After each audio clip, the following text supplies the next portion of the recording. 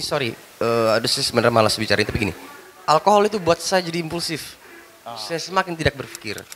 Nah dengan keadaan yang baru ini, saya jadi berpikir 2-3 kali ketika melakukan sesuatu mas. Ketika saya berdoa, saya meminta Tuhan melakukan sesuatu untuk diri saya. Tapi saya nggak pernah tuh doain semua. Dan kenapa enggak ya? Doa untuk semua. Doa yang egois gitu ya kan, kadang kita doa egois ya. Cuman buat Mungkin diri ya, sendiri. doa buat diri sendiri ya. Segampang itu sih mas sebenarnya. Ini Jono beneran WA saya terus kayak tolong tanyain JJ mau ngambil bukunya kapan atau saya ke Pamulang, dia bilang gitu. Ngobrol-ngobrol sama Mas begini tuh banyak nggak taunya ya. Nah menurut Mas Jiji sendiri yang ngejalanin itu, Sebenarnya itu bukan tidak tahu tujuan ya. Saya tidak mau merasa bersalah karena itu memang sangat menyebalkan gitu. Ya. Pada Yes. akhirnya saya memilih untuk nggak apa-apa deh gue aja yang disakitin, yang penting bukan gue yang nyakitin orang gitu.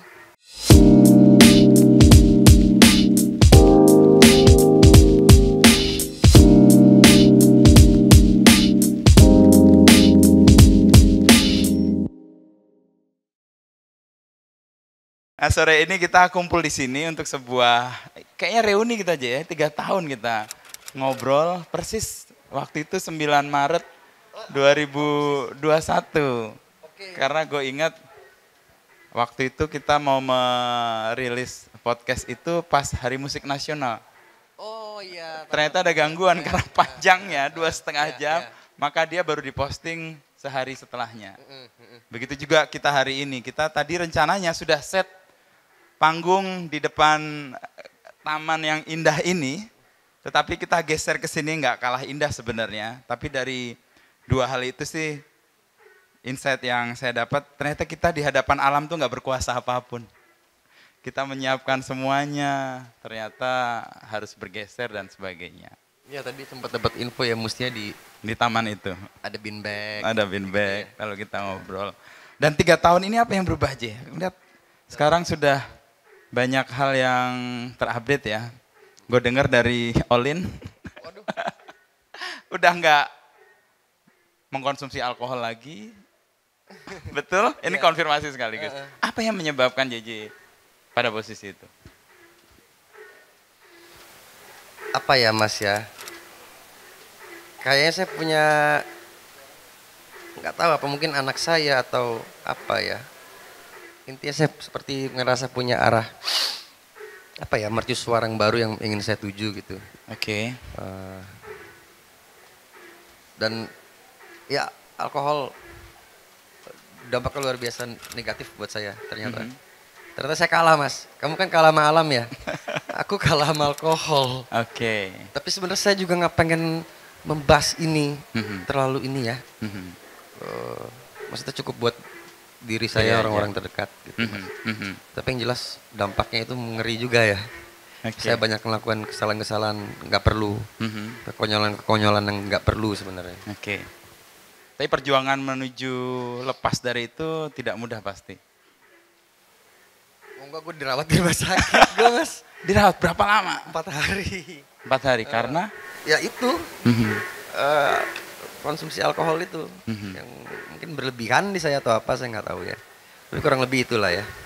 Udah apa, kayaknya sudah cukup gitu saya mungkin ya. Untuk yang gitu-gituan mas ya. Oke. Sekarang lebih seneng yang kayak gini aja, yang biasa, yang normal lah. Gitu ya, yang asik-asik kayak yang santai kayak gini, ngerokok, ngopi. Gitu. Oke. Dan kenormalan JJ sekarang masih berlanjut meskipun tanpa alkohol. Saya lihat kan mau merilis lagu ya. Tadi kita dapat istimewa karena tadi dapat hari-hari musik ya kalau nggak salah Ya, judulnya. Hari-Hari Musik, Itu cerita tentang apa J? Enggak, itu saya main ke rumah Ustadz, ada, saya lagi di Tangerang tuh mas. Anaknya dia, nggak tahu dia ngomong ada salsa di hari Selasa gitu. Saya dapat itu, saya kembangkan sendiri aja. Oke. Sederhana itu sebenarnya. Cuman ya inspirasi dari anak kecil itu ngomong gitu, anak Pak Ustadz. Oke, hari Selasa. Ada salsa di hari Selasa. I see. Dia bilang gitu, saya pikir kok menarik sekali kalimat itu gitu ya. Saya bawa pulang, saya tulis ulang, saya jadikan lagu. Gitu aja. Dan untuk lagu-lagu JJ, kalau tadi kita pertama kan Jalan Ninja ya. Ya. Lalu yang kedua lagunya begini, nadanya begini. Itu tribute to Pak Sapardi itu ya Yes, pasti. almarhum. Terus yang ketiga tadi hari-hari musik. Musik. Dan yang keempat sekilas Sekilas info. info. Semua itu kan bertutur, bercerita.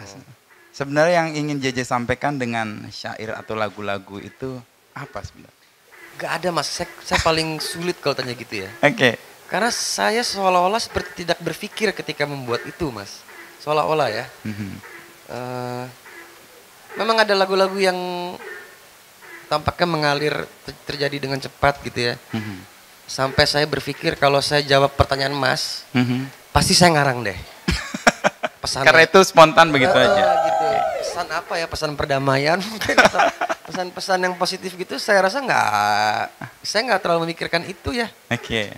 Nggak terlalu mikirin itu mas. Mhm. Makanya itu tadi kalau saya jawab, Kayak ngarang juga. Pasti ngarang juga. Jadi mendingan ngaku jujur aja, nggak tahu saya nggak ada pesan apa-apa mas. Terserah orang lah mungkin. Ya. Oke. Tapi sampai nempel di benak orang, sampai ada di ingatan orang, itu kan berarti ada sesuatu yang tertransfer ya. Ya. Entah nadanya, entah rimanya. Kalau tadi Selasa, ada salsa di hari Selasa. Dan kita di sini sebenarnya mau merayakan Dies Natalis Fakultas Sastra UGM. Dan kita lagi menaruh pojok sastra ini untuk perpustra ya, untuk membuat mahasiswa atau siapapun yang di sini dekat dengan bacaan-bacaan yang ada. Nah, kalau melihat perjalanan JJ selama ini, apa pengaruh sastra atau pengaruh bacaan untuk pembentukan JJ sampai sejauh ini? Pengaruh sastra Ya, ya. atau buku apa yang JJ ingat atau membawa pengaruh sampai karya atau bacaan gitu Kita ya? mungkin sama mas ya, saya suka sekali sama Rendra, sama Wijituko. W.S. begitu Rendra, ya. Wijituko. Mhm. Membaca buku-buku seperti itu gini mas, saya mengetahui saya bisa menulis. Mhm. Ada perasaan itu di diri saya. Oke. Tapi di satu titik saya tidak tahu apa yang seharusnya saya tulis atau apakah gitu ya. Mhm. Nah itu dibantu dengan buku-buku yang saya baca, sajak-sajak yang saya baca. Pada awalnya kan saya hanya berusaha imitasi ya, Mhm. meniru Meniru idola. ya. Tapi akhirnya ke bawah juga di sini gitu. Oke. Paling gitu mas ya, seperti mengarahkan saya gitu ya. Mhm. Mungkin. Nah, keterarahan atau ketertarikan ke tadi W.S. Rendra sama Wijitukul, apa pemicunya, J? Saya itu kan dipinjemin teman mas. Jadi Dipinjemin teman. Oke. tetangga saya itu di Tangerang itu punya koleksi buku, koleksi CD, teman baik Oke. saya lah banyak. Dipinjemin lah buku-buku itu. Yang nyantol di kepala itu karena berasa relate, real sama saya, nyata sama saya rasanya. Dan saya juga merasa kayak saya bisa juga nih, gitu loh. Kayaknya ya, ini perasaan saya pribadi aja mas. Oke. Mhm. Bisa juga. Dan itu dituangkan dengan lagu kemudian. Yes, lagu. Dulu sebelum menjadi J Seranti kan ada kelompok musik namanya Stairway to Itu zina. Zina. Itu awal untuk mengekspresikan Ya. kesadaran membaca dan kemudian merasa bisa menulis. Itu kan Siratul Janah nama aslinya tuh. Saiful Jannah, Siratul Janah. Siratul Jannah, oke. Apa tangga ke surga atau apa gitu, itu dapat dari nama apa ya, panti asuhan di Tangerang juga tuh mas. Tapi itu tahun berapa ya itu ya, tahun-tahun kegelapan juga itu mas, saya Oke. banyak lupanya tentang hal-hal itu tahun-tahun segitu. Menyesal, banyak lupa hidup saya, banyak yang lewat begitu saja gitu ya. Oke.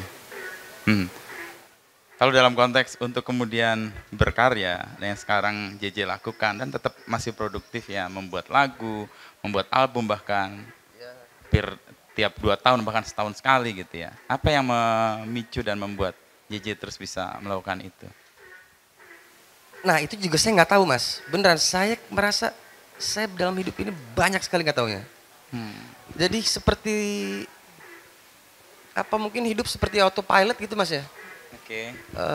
Kadang saya bertanya-tanya mengenai itu, kenapa saya begini, kenapa saya melakukan itu, untuk apa saya melakukan ini semua.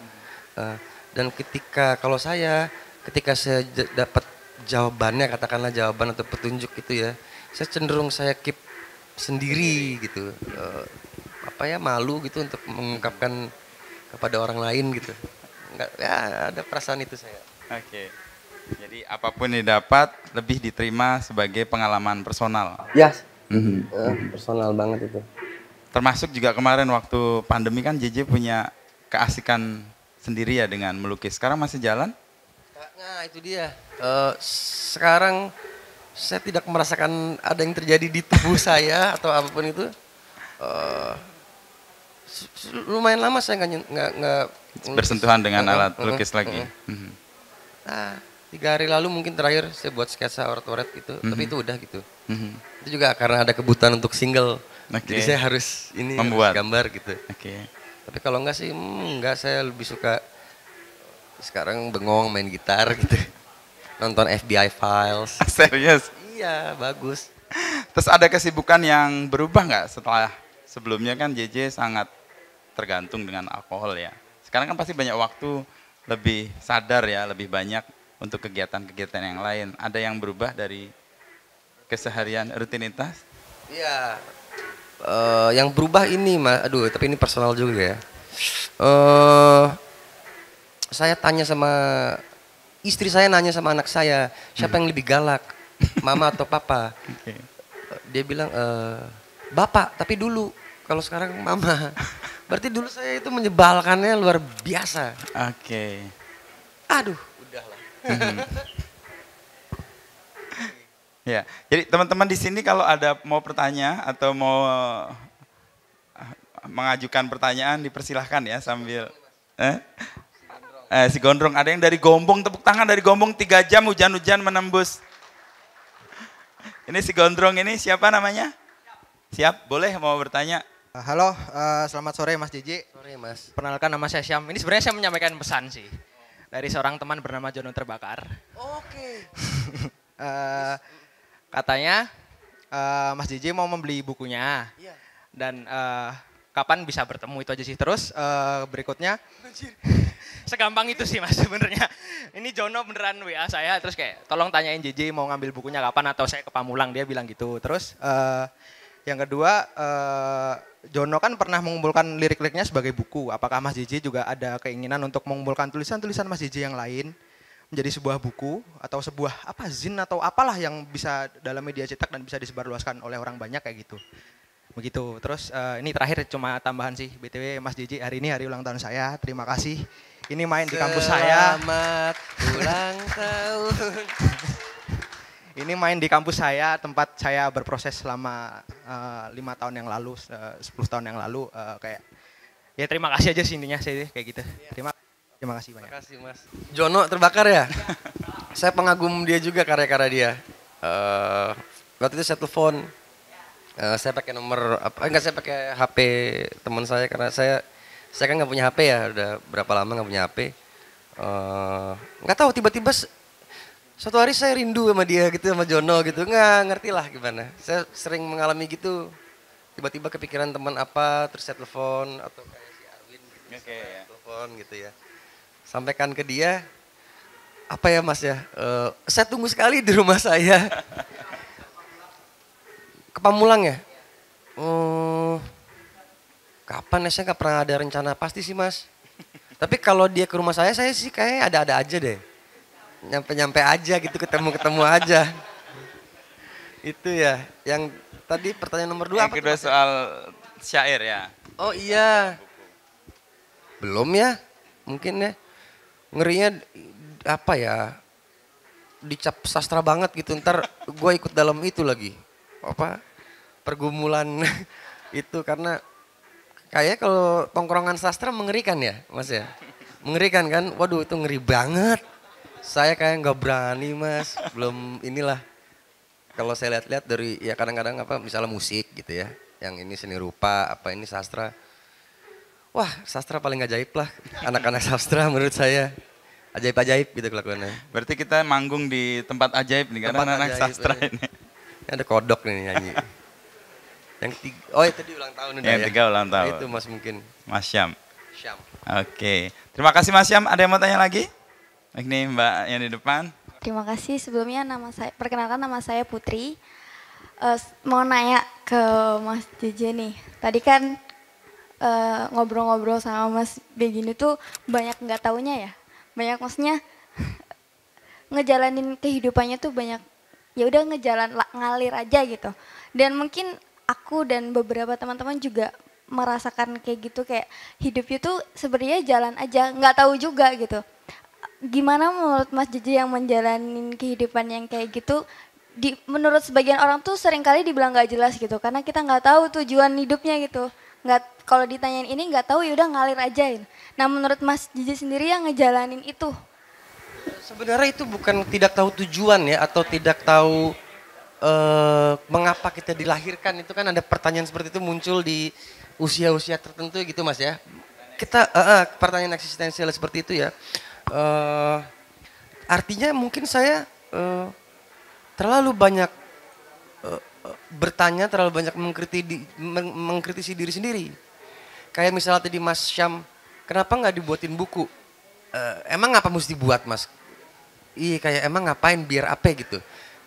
Ini Mas Wisnu buatin saya saya ada buku sama Mas Wisnu gitu ya. Kan saya tanya waktu itu, Mas, lu mah gila, kenapa gue yang jadi buku ya gitu kan. Karena saya merasa, ya itu Mbak, kalau ada, ya kita mengalir gitu ya, tapi nggak yang benar-benar lost, kita tanpa berpikir apapun gitu ya. Pasti ada titik-titik di mana kita mempertanyakan entah diri sendiri atau mempertanyakan banyak hal gitu. Dan itu yang saya rasa itu mungkin harus ada di setiap orang ya. Pertanyaan eksistensial seperti itu gitu ya. Seperti itu mungkin Mbak. Terima kasih. Saya rasa saya hanya nggak mau mengkhianati hati nurani saya. Oke. Saya tahu persis ketika saya berbuat, oke, yang ini salah. Aduh salah banget lagi, nangis. Yang ini oke, saya benar. Itu saya hanya mengandalkan apa sih Mas? Seperti di hati nurani ada kompas mengarahkan kita yang ke hal-hal baik itu ke itu tadi saya bilang mengarahkan ke semacam mercusuar batin gitu atau apa gitu. Yang itu baik gitu. Saya mengandalkan itu karena kalau belajar juga, misalnya saya kasih contoh ya, saya suka sekali sama lagu Saung Jabu Hiu. Hiu, oke. Itu kan liriknya dahsyat sekali. Nanti saya pegang ya, bahwa ya benar saya nggak mau bicara yang saya nggak tahu. Saya nggak mau ikut-ikutan sekedar ikut. Saya nggak mau melukai dengan sengaja melukai orang lain atau berbuat apapun gitu karena sepengalaman saya bersalah itu kepada orang lain itu beban berat sekali. Terutama ketika kita belum dibukakan pintu maaf gitu Mas ya. Itu berat, mengganggu gitu. Hal-hal seperti itulah. Hiyo, ada yang tahu lagu Hiyo? Aku tak mau mengkhianati hati nurani. Nah, itu yang terakhirnya itu. Terlibat segala macam omong kosong. Nah, aku hanya mau. Aku hanya perlu gitu. Ya, oke. Itu Hiyo. Yang jadi panduan untuk meskipun Salah hidup kayak ya. lost aja ya. Tapi ada yang menjadi pegangan itu hati nurani tadi. Ada sesuatu yang saya pegang gitu ya dan tampaknya sulit untuk saya rumuskan seperti ini gitu kepada orang-orang saya cerita gitu ya. Karena saya banyak hal yang mungkin saya keep personal diri saya sendiri gitu. Mungkin seperti itu, Mas. Oke. Thank you Putri Syam. Ada yang mau tanya lagi? Belakang tadi? Enggak? Yang dari Gombong tadi mana? Ceritanya gimana sampai di sini tadi Gombong? Oke, kalau semua di keep personal, banyak hal kan sekarang artis atau orang-orang yang dianggap pesohor itu kan justru mengumbar itu ya, J. Dan itu kan kayak addicted ya. Itu mungkin alkohol yang lain tuh. Nah, JJ menghindari itu bagaimana? Menghindari supaya tidak terekspos hal yang sifatnya personal ya, itu buat gua aja sih, keep gitu ya. Lo kan bisa menyebut begini, tidak memilah. Ya, begini. Ini sorry, aduh saya sebenarnya malas bicara itu begini. Alkohol itu buat saya jadi impulsif. Saya semakin tidak berpikir. Nah dengan keadaan yang baru ini, saya jadi berpikir 2-3 kali ketika melakukan sesuatu Mas. Itu aja sih sebenarnya. Jangan oversharing, hal-hal seperti itu saya rada menahan ya untuk melakukan itu ya. Ada hal-hal yang seperti seperti mimpi gitu, cita-cita gitu. Kadang-kadang Kalau itu kita ceritakan ke orang lain dibunuh loh. Ini cerita- Dipatahkan loh oleh cerita- dunia. ceritanya. Makanya banyak hal yang saya keep. Entah buat saya sendiri atau buat orang terdekat saya gitu. Saya baru bisa cerita di ruang-ruang kecil, ruang privat. Seperti itu. Ya, Mas. ya. Dan ruang itu sebenarnya sangat terbatas ya. Dan nggak punya kesempatan untuk terekspos juga kan. Ya, ya. Tapi di antara situasi yang kemarin rumit itu ya, JJ mengalami situasi, pesan buat anak-anak muda yang sekarang dalam posisi mencari diri ya. Kan orang mencari itu biasanya kan nabrak sana nabrak sini ya. Itu gimana J kalau menurut lo? Benar tuh. Jadi apa ya? Saya rasa orang itu di titik-titik tertentu harus ada achievement tertentu ya. Harus ada apa ya? Pertanyaan-pertanyaan yang sudah terjawab tentang siapa aku, mengapa aku dilahirkan, apa fungsiku di dunia ini gitu. Dan itu memang jadi saya ngerasa sekitar itu beresonansi dengan Diri di diri dalam. gitu. Kalau kita benar memang ingin mencari, itu pasti ya di satu saat akan ketemu, dan proses nabrak-nabrak itu malah yang itu sangat anak Seru. muda sekali. Ya kan, yang udah tahu tembok tabrak aja gitu. Sangat itu ya, saya juga ini ya, kalau nabrak-nabrak itu mungkin kelewat sering saya Mas. Jadi itu, tapi ya pasti ketemu. Kalau saya rasa kalau ini Main kita ya. ada ini itu beresonansi dengan ini sekitar semua. Kita dibantu gitu. Jadi kalau Mas tadi kita ditaklukkan oleh alam gitu ya. Ya. Kita juga dibantu sebenarnya Oleh alam. Oleh alam mengenali Asal diri kita dengar sendiri. ya. Ada teman yang bilang saya sekarang lagi berkenalan dengan diri saya lagi. Wah gitu. Teman Jogja biasa. Ngomongnya gitu. Oh gitu ya Mas, iya. Udahlah gitu-gitu. Ya, tapi mungkin benar. Ya, saya juga proses berkenalan dengan diri sendiri sekarang lagi gitu. Mungkin aja saya jadi orang yang baru sekarang atau apa gitu. Oke. Jadi ada tahap-tahap di mana mengenal siapa saya dan kenapa saya Mengenal ada di siapa sini. saya, ketemu jawabannya runtuh. Oke. Cari-cari sini-sini ya akhirnya ketemu satu yang oke, saya mengerti gitulah kurang lebih. Nah, seperti itu Mas. Ya, ya. Dan fase di mana kemudian JJ mengenal diri sendiri ini tadi kan di luar pengaruh alkohol tadi kan berpikir 2-3 kali lagi. Yes. Artinya tidak reaktif dong ya, menjadi Kenapa? lebih responsif, tidak reaktif. Enggak. Lebih tenang. Iya, itu yang diprotes teman-teman saya. Karena nggak impulsif lagi. Nggak impulsif lagi, nggak spontan lagi katanya. Tapi ya nggak apa-apa. Itu kalau ada nggak spontan lagi langsung jawab. tuh. Uhuy. Oh iya ya. Itulah apa. Ya kalau nggak spontan itu banyak teman-teman protes juga. Tapi saya nggak apa-apa lah. Ya. Saya lebih menikmati yang seperti sekarang ini gitu ya. JJ yang baru. Lebih, ya saya nggak bilang saya yang baru ya. Mungkin saya yang lebih berkembang atau transformasi menjadi apa, saya nggak tahu ya. Tapi itu saya ada momen-momen di mana itu Mas, saya berhadapan dengan orang gitu ya. Di kepala saya ada sesuatu yang ingin saya katakan gitu ya. Oke. Dan itu saya tahu, kalau dulu pasti saya langsung ngomong, cuk. Oke. Sekarang saya mikir, kalau saya ngomong gini ntar dia salah nangkep, waduh. Oke. Nah hal-hal seperti itu lebih ditekan lagi Mas. Ya. Lebih mengendap dulu ya. Mengendap dulu bentar Baru dulu, kemudian diam direspon. aja. Menjadi lebih diam saja. Saya sekarang lebih senang diam, Oke. ngedengerin orang gitu ya. Kalau ngomong juga pelan-pelan. Pelan-pelan. Dan ini kerasa sekarang lebih susah ngajak ngobrol JJ dibanding sebelumnya kan. Belum ya? Sebelumnya apa aja dikomentarin, tapi sekarang Wah, Pak, transformasi JJ menjadi lebih tenang. Kalau bahasa Jawa itu lebih menep ya. Menep tuh apa Mas? Menep itu lebih menep itu apa ya? Mengendap. Mengendap ya. Mengendap. Mengendap. Jadi ada dua perbedaan. Ketika kita menghadapi situasi, kita reaktif dan responsif. Beda tuh. Iya. Nah, JJ yang sekarang yang gue lihat, mungkin penilaian gue keliru. Ini lebih responsif. Kalau sebelumnya reaktif. Parah. Jadi dicolek sebentar langsung jeder gitu. Sekarang colek sebentar, ini siapa yang nyolek? Kalau gue respon aku gimana? harus merespon dia, sebentar saya mikir dulu ya, kayak gitu-gitu. Iya, itu terjadi. Terjadi. Dan Mas. itu dirasakan oleh Koko bahwa papanya yang dulu lebih galak dibanding papa yang sekarang. Galak. Kalau dulu nggak tahu ya, saya dipersepsikan galak sama anak saya. Padahal kayak enggak deh. Tapi ya itu anak nggak bisa bohong ya. Oke. Kayak gitu. Sekarang Lebih dia jujur. lebih tenang gitu. Enak. Di sini ada yang punya pengalaman nonton JJ manggung sebelum pertobatan Sam yang lalu dibanding yang hari ini? Ada? Ada yang berbeda menurut Nusyam? Anteng aja. Anteng ya. Oke.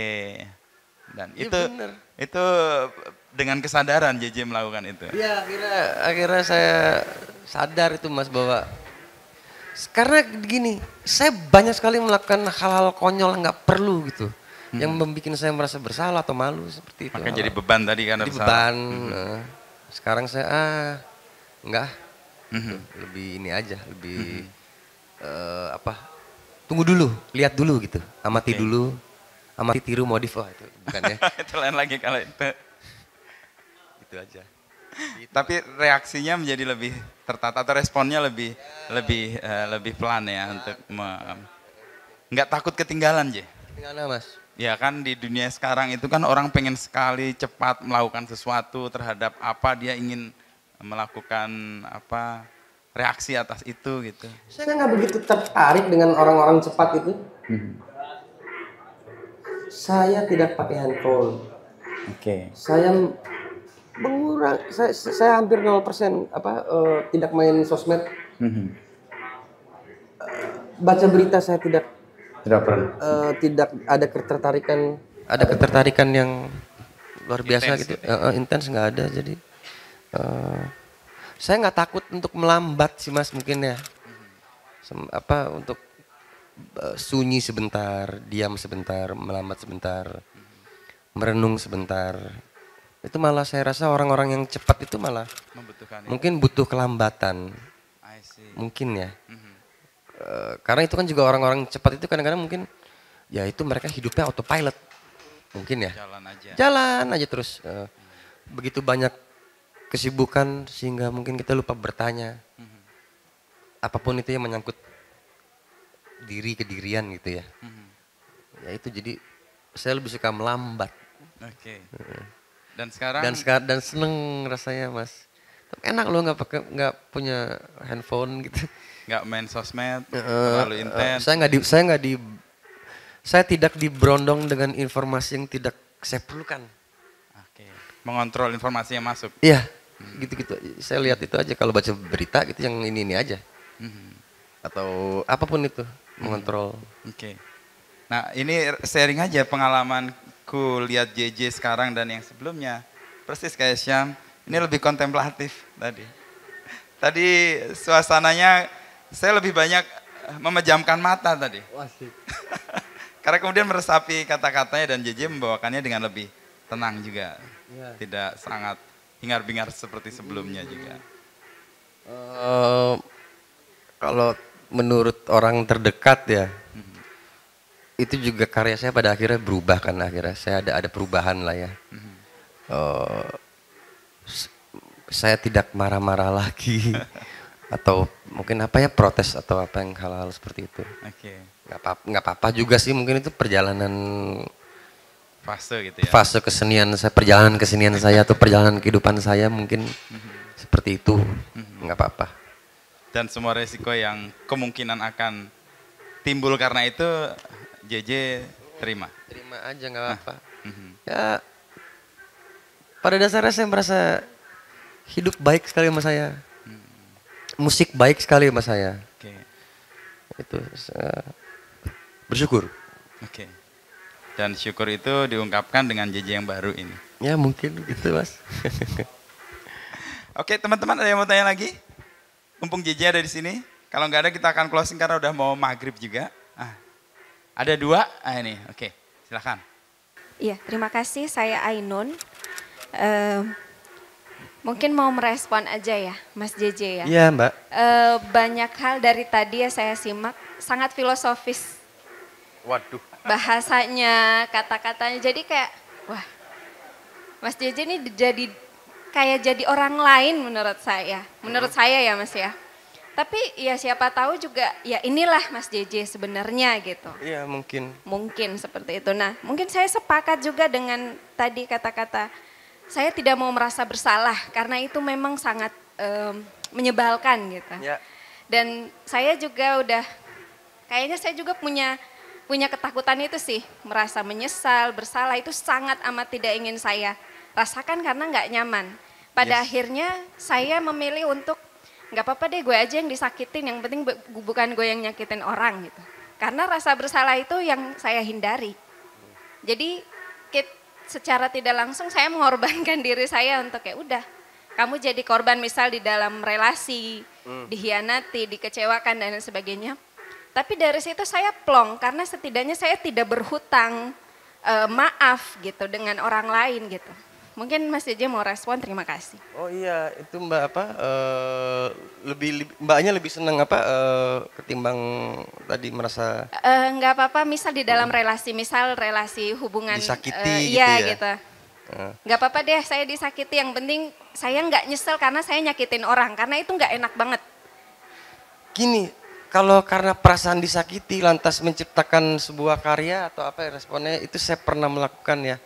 Tapi kalau saya merasa bersalah sama orang, nggak ada hal lain yang saya pikirkan kecuali aduh gue mesti minta maaf nih, kalau nggak hidup saya seperti selalu ada kerikil di sepanjang perjalanan dan itu menyebalkan. Mendingan batu gede dibanding kerikil banyak, itu menyebalkan sekali.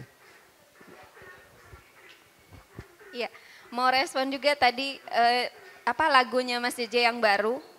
Aku juga ngerasain feel-nya beda banget dengan lagu-lagu sebelumnya. Dan kalimat terakhir yang diulang-ulang itu saya mau tahu aja alasan Mas JJ apa yang, itu kan doa di agama Buddha ya setahu saya. Mbak. Semoga semua makhluk hidup berbahagia dan itu yang diulang-ulang. Reasonnya apa Mas? Itu menyentuh saya doa itu. Karena begini, sampai saya itu sampai umurnya katakanlah belasan gitu Mas ya. Ketika saya berdoa, saya meminta Tuhan melakukan sesuatu untuk diri saya. Lantas saya berdoa untuk orang tua saya, untuk adik-adik saya gitu ya. Tapi saya nggak pernah tuh doain semua. Dan kenapa enggak ya? Doa untuk semua, kenapa enggak ya itu? Itu doa yang ini Mbak ya, sangat menyentuh saya bahwa iya ya, kita tuh nggak boleh bahagia sendirian. Gitu, sejahtera sendirian, senang sendirian. Ya, kenapa tidak dibagikan itu kebahagiaan itu kepada orang lain, dan kenapa kita berdoa yang egois gitu ya, kan kadang kita doa egois ya. Cuman buat mungkin diri ya, sendiri. doa buat diri sendiri ya, mungkin ya. Kalau yang lain, kalau kita udah bisa itu ya itu baik. Saya rasa, dan itu seperti jadi mantra gitu kalau diulang-ulang ya. Benar, seperti orang Mas, novena, merapal doa ya. Itu alasannya Mbak. Dia berbekas sekali di hati saya. Mungkin gitu. saya salah satu orang yang bangga melihat Mas JJ hari ini. Terima kasih udah sejauh ini. Dan Oke, ya. Bersamaan dengan ajakan doa dari musola dan masjid, kita tutup obrolan kita sore hari ini. Sekali lagi terima kasih untuk kalian semua yang hadir di sini di tengah hujan yang deras, dan terutama untuk JJ yang mau sharing di sini dan ditandai dengan perubahannya. Mungkin kita mengenali ya satu dua yang lain yang JJ lebih responsif, tidak reaktif, lebih tenang, berpikir 2-3 kali, dan membuat saya juga kesulitan untuk ngajak ngobrol JJ sekarang. Tapi itulah transformasi orang bisa dengan cara macam-macam, dan kesempatan buat teman-teman sekarang untuk menemukan saat bertransformasi di mana dan kapan. JJ. siap Mas. Terima kasih J sekali lagi. Sama-sama Mas. Tepuk tangan sekali lagi buat JJ yang sudah menghibur kita di sore hari ini dengan nyanyian dan percakapannya. Sama-sama, terima kasih teman-teman semua. Bahagia, semoga semua makhluk hidup